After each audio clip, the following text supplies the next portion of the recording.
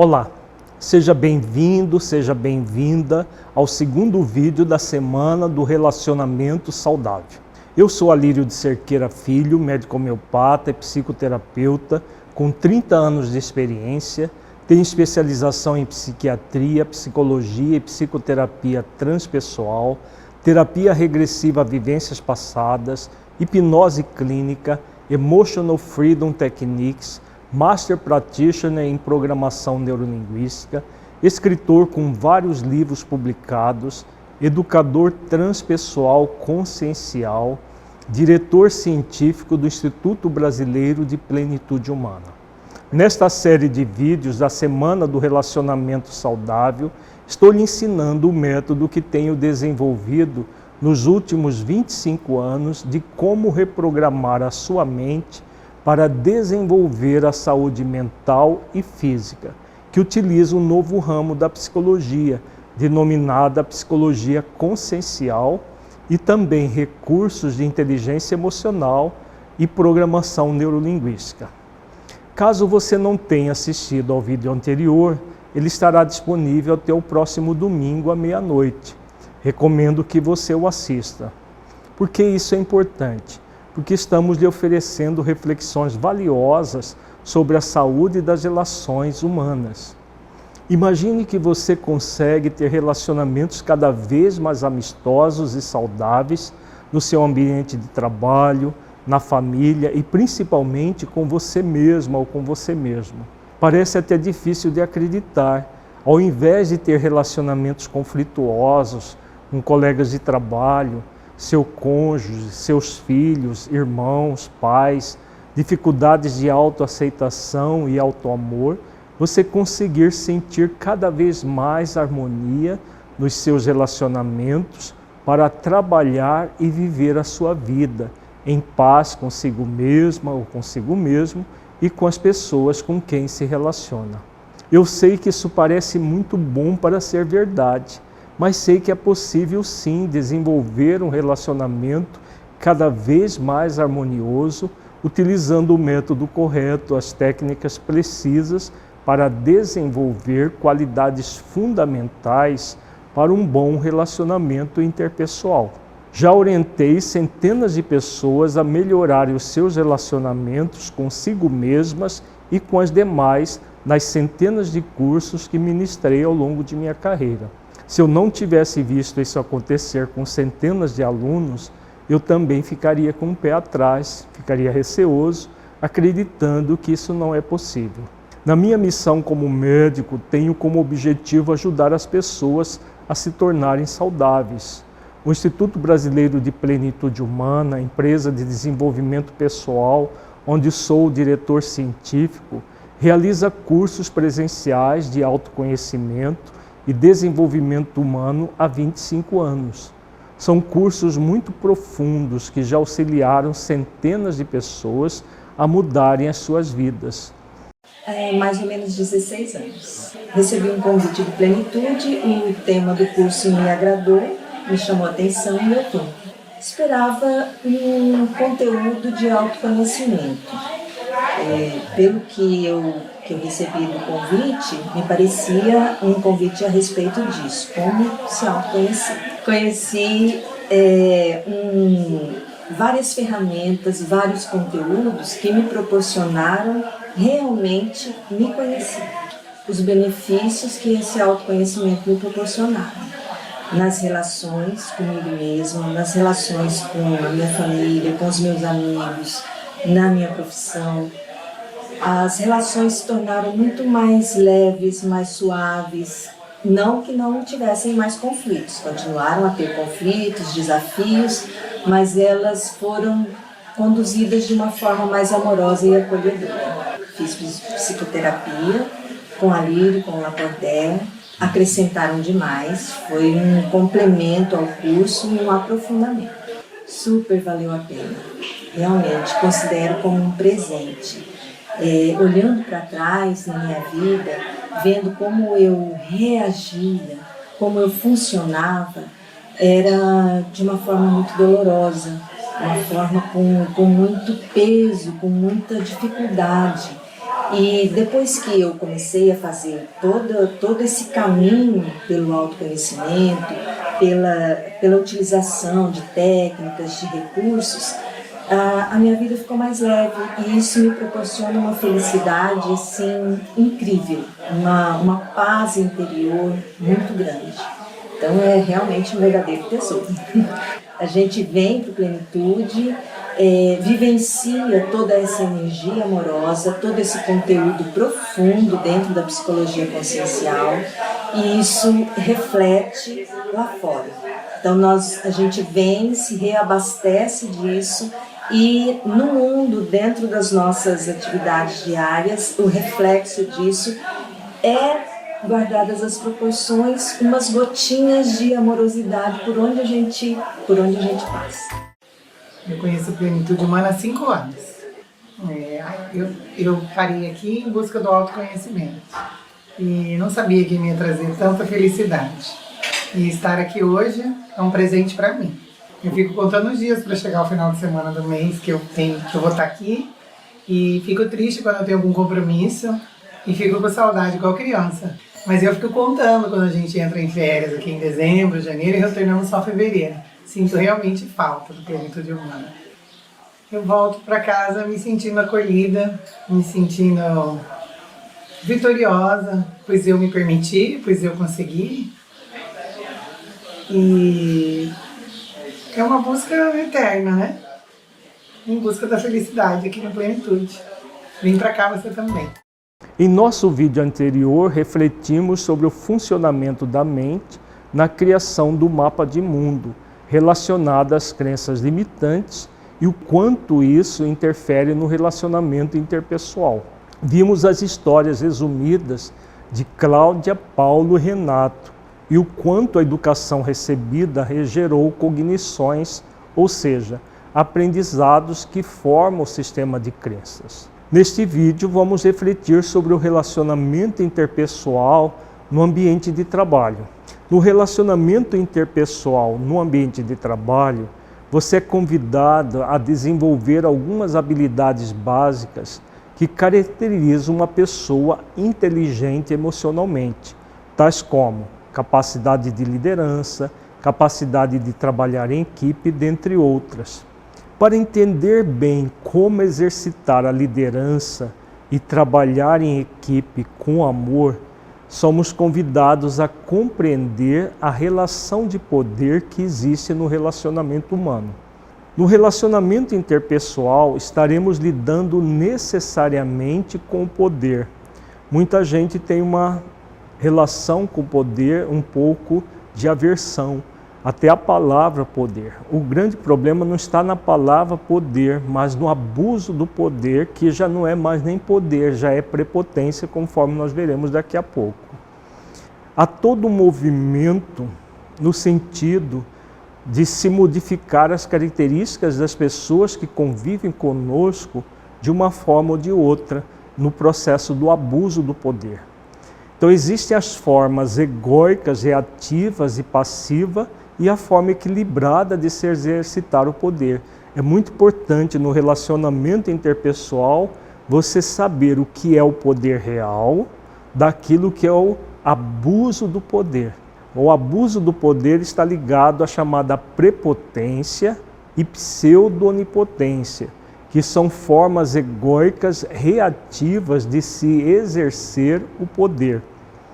Vejamos como funciona a prepotência.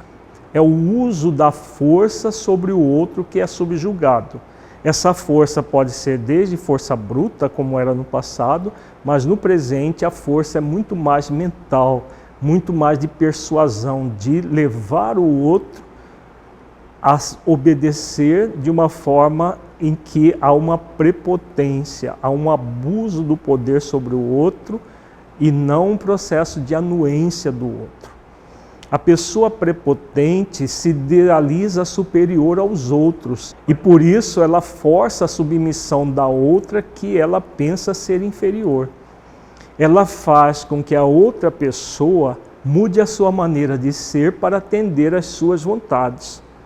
Vejamos que é um processo de subjugação, de fazer com que o outro obedeça de uma forma em que um domina, o outro é dominado.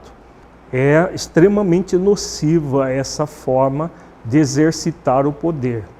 Está muito ligada à pseudo-onipotência, que é o movimento na qual uma pessoa pensa que tem um superpoder e por isso tem uma tendência de querer fazer as escolhas e viver a vida pelo outro, evitando que a outra pessoa passe pelas experiências, muitas vezes necessárias ao seu próprio crescimento.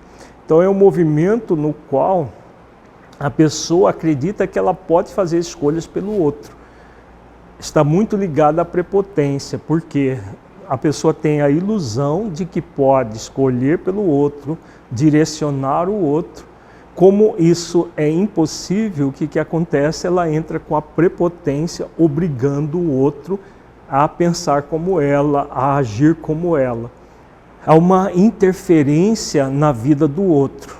A pessoa pseudo-onipotente, consciente ou subconscientemente, se idealiza mais inteligente, mais capaz do que outras pessoas e por isso deseja direcionar a sua vida.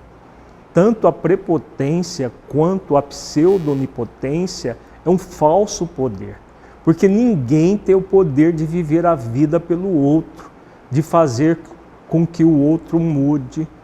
O que acontece normalmente com o outro é se rebelar ou se submeter exteriormente e mais dia menos dia buscar se libertar do jugo do prepotente e da pessoa pseudo-onipotente. Normalmente, quando a pessoa não consegue, por algum motivo, exercer a prepotência ou a pseudo-onipotência, ela entra na polaridade passiva do ego, caracterizado pela impotência. Impotência é uma forma egóica passiva de se exercer o poder. É um movimento caracterizado por uma suposta incapacidade de se exercer o poder. A pessoa impotente idealiza-se incapaz de exercer qualquer atividade que venha atuar na vida do outro. A impotência acontece quase sempre após uma tentativa frustrada de ação prepotente ou onipotente.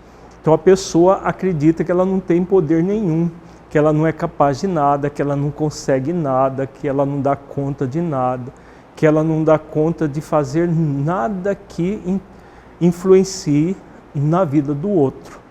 Essa impotência, quando num grau maior, produz a indiferença em relação à vida de si mesmo e do outro.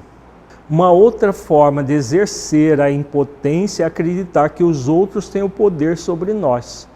Por exemplo, uma pessoa que diz o seguinte: fulano me deixa irritada, você me faz sentir um idiota, você me deixa triste. Está atribuindo ao outro um poder que ele não tem, ou de nos fazer sentir de uma forma ou de outra. Ninguém tem o poder de criar sentimentos em nós. Somente nós é que temos o poder de desenvolver determinados sentimentos. Quando nós atribuímos ao outro poder sobre nós, na verdade nós estamos entrando numa impotência e acreditando que o outro tem uma onipotência sobre nós, o poder de criar sentimentos em nós. Na realidade, o que o outro pode estimular com sua atitude são as crenças, sentimentos e comportamentos negativos que já existem em nós e que nós é que somos responsáveis por eles. Atribuir poder ao outro é assumir um não controle diante do processo. Podemos resumir essa atitude através do seguinte pensamento oculto, mas que expressa a impotência. Se é ele que me deixa irritado, eu não posso fazer nada com relação a isso. Ao contrário, se admitirmos que a irritação é nossa e que, devido a uma crença, a produzimos, assumimos o poder real de nos libertar dela. Portanto, a impotência também é uma forma falsa de exercer o poder, pois ninguém é tão incapaz para não ter poder nenhum. As formas egóicas de relacionamento são uma manifestação falsa de poder, porque a referência é externa à pessoa que manifesta o poder.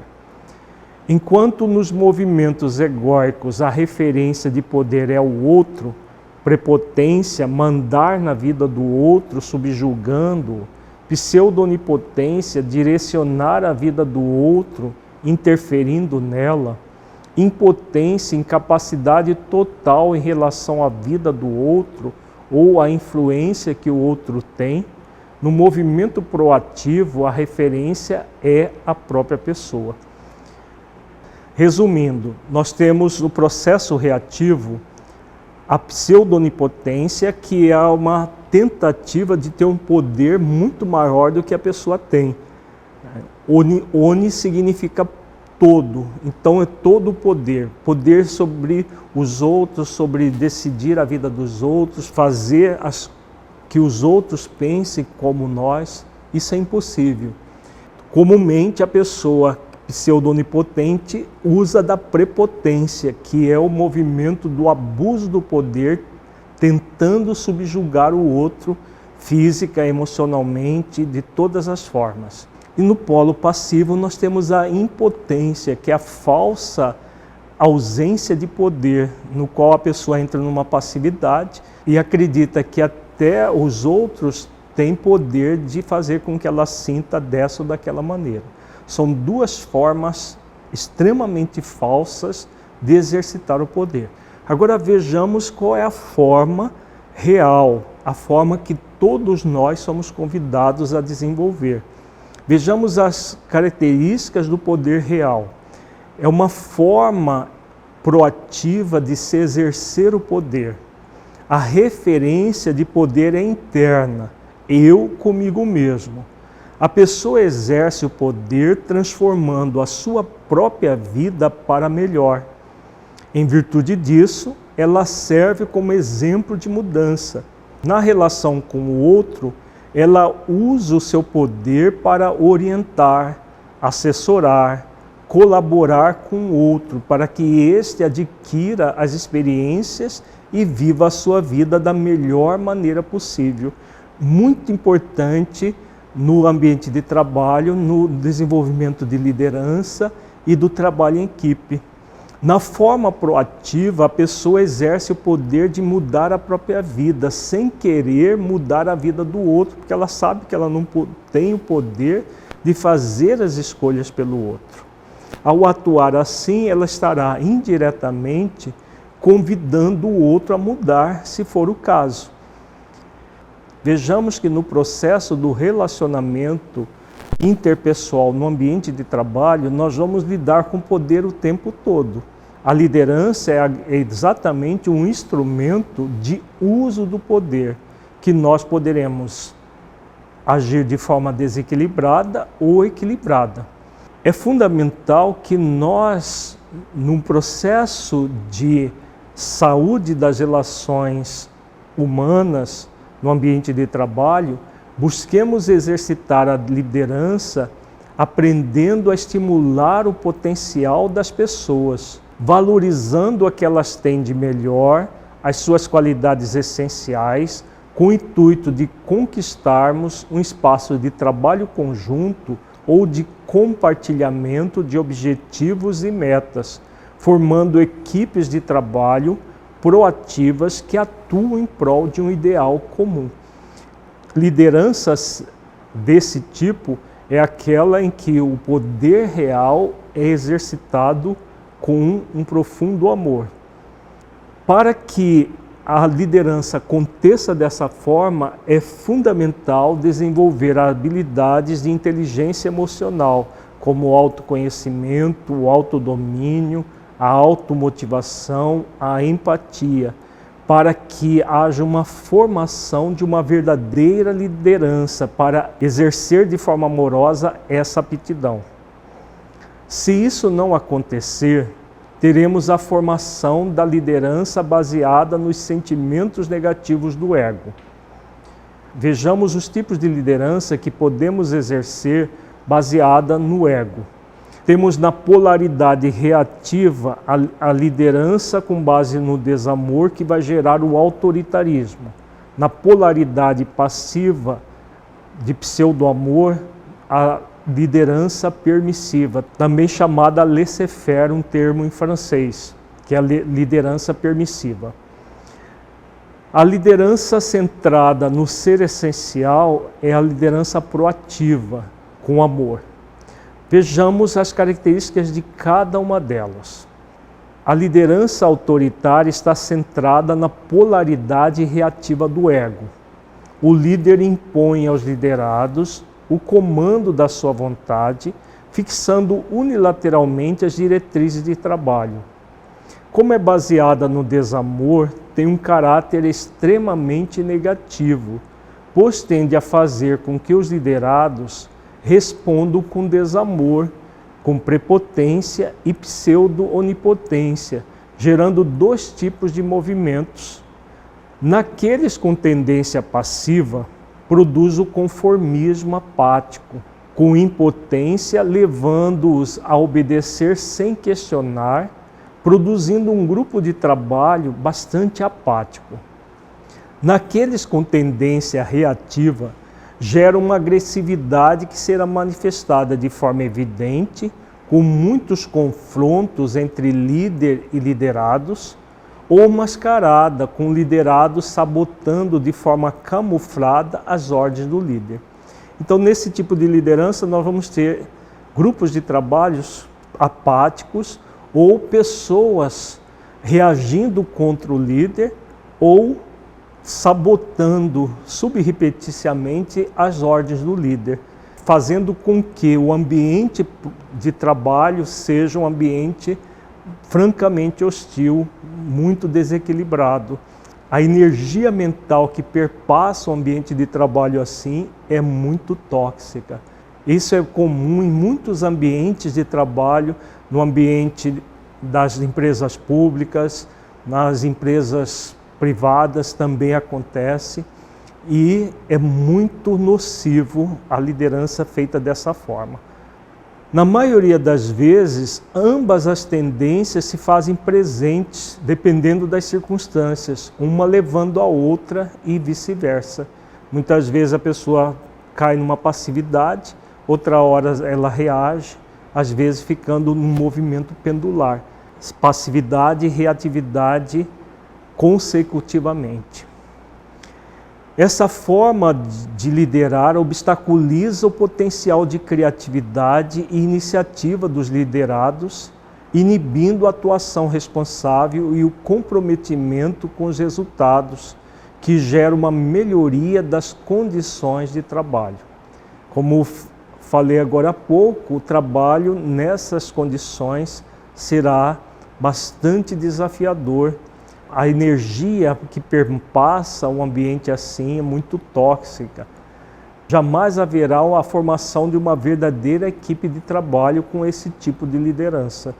As pessoas ou ficam conformadas ou ficam reativas, o alterno entre reatividade e conformação, mas produzindo um ambiente muito tóxico. A liderança permissiva, ela está centrada na polaridade passiva do ego, sendo baseada na máscara do pseudo-amor, geradora do líder bonzinho, excessivamente permissivo. Nessa liderança impera, para as decisões grupais ou individuais, a pseudo-liberdade completa e ampla, em que normalmente cada um faz o que acha certo, sem que haja um consenso do grupo e com a participação mínima do líder. Não há união de ideais em torno de um objetivo comum. O líder age com pseudo-bondade, impotente, permitindo que cada um haja conforme deseja, por medo de exercer a autoridade e gerar descontentamento. Como ele tem dificuldade de autoaceitação e muita insegurança, ele age assim para ser aceito pelos outros, em razão dessa bondade, entre aspas. Essa liderança também impede o desenvolvimento de uma equipe, pois é geradora de individualismo e de personalismo. as pessoas vão ficando cada vez mais individualistas, personalistas, elas fazem o que elas querem, acham que só devem satisfação a si mesma e vai criando um grupo de trabalho de pessoas que agem cada vez mais individualista. O que vai acontecer nesse caso é que cedo ou tarde as máscaras caem e comumente o líder tende a se tornar autoritário ou desistir da liderança. Quando ele vê que as coisas estão desandando, é comum ir para o autoritarismo ou simplesmente abandonar o posto de liderança. Os liderados costumam, num primeiro momento, gostar desse tipo de liderança, pois acham que tem muita liberdade. Mas aos poucos vão percebendo pelos resultados pífios que obtêm que essa liberdade não passa de libertinagem, sendo, portanto, muito prejudicial ao grupo. É, na verdade, uma falsa liberdade em que ninguém lidera, não há um comprometimento com um objetivo único, um verdadeiro time de trabalho que deve ser uma empresa moderna, seja pública, seja privada.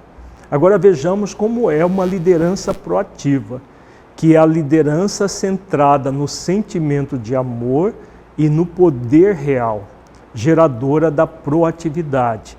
Como nós vimos, as outras duas, elas estão centradas numa falsa ausência de poder, que é a permissividade, a liderança autoritária na prepotência e na pseudo-onipotência, e a liderança proativa no poder real, um poder amoroso, de exercitar a liderança de uma forma cada vez mais equilibrada.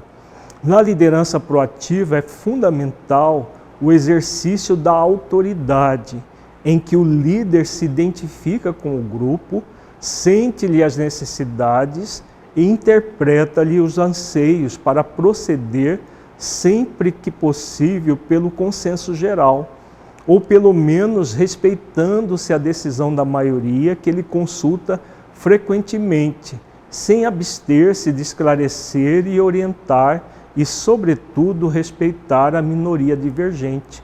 Nem sempre é possível o consenso, mas é possível o consentimento de uma minoria para a maioria que escolheu determinado caminho. Essa liderança gera um comprometimento do grupo com os resultados, pois os liderados sentem o prazer de participar do processo decisório. Haja vista que todas as diretrizes são objeto de análise e decisão em equipe, estimulado e assistido pelo líder. Somente esse tipo de liderança que vai gerar as verdadeiras equipes de trabalho, em que todos trabalham em função de um objetivo único, respeitando-se e valorizando-se cada membro da equipe. O líder é um elemento estimulador dos sentimentos de respeito e valorização da diversidade da equipe em prol da unidade de propósitos. Todos nós lidamos com os três sentimentos: amor, desamor e pseudo-amor, nas diferentes atividades que realizamos. Então, por isso, podemos ter uma tendência à liderança reativa, autoritária, a liderança passiva, permissiva, ou a liderança proativa, realizada com amor. A escolha adequada, claro, a liderança proativa com amor. Dependendo do momento, nós podemos entrar em contato com uma dessas energias que norteará o tipo de liderança que exerceremos naquele momento. Muitas vezes, mesmo o líder proativo pode ter seus momentos de autoritarismo ou seus momentos de permissividade. É muito importante tomar consciência disso e um processo de competência emocional, de trabalhar a inteligência emocional, é corrigir todas as vezes que nós percebermos uma tendência passiva de permissividade ou reativa de autoritarismo, corrigir para desenvolver a liderança proativa em todas as circunstâncias da nossa vida. É muito importante não haver exigência de perfeição por parte do líder, mas um esforço de aperfeiçoamento. É dessa forma que nós vamos utilizar a competência essencial na liderança. Para isso é necessário o autoconhecimento para percebermos os momentos em que utilizamos cada tipo de energia, amor, desamor ou pseudo-amor.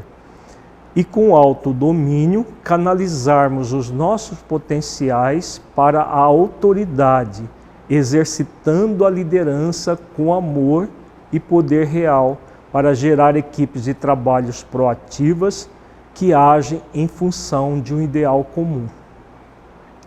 No próximo vídeo, que estará à sua disposição na próxima sexta-feira, vamos estudar o relacionamento na família. Você aprenderá sobre o eu real e o eu idealizado, bem como o outro real e o idealizado. É muito importante para entender o relacionamento interpessoal, principalmente na relação mais íntima que é a da família, esses conceitos: eu real, eu ideal, outro real, outro ideal. Porque se nós não entendermos isso, vai ser uma grande confusão, principalmente no relacionamento conjugal, no relacionamento com os filhos. E isso nós vamos ver na próxima aula. Eu quero agradecer a você por ter assistido a nossa aula. Por favor, gostaria imensamente que você deixasse o seu comentário me dizendo o que achou do que viu até agora, ou faça alguma pergunta sobre algum ponto que não entendeu.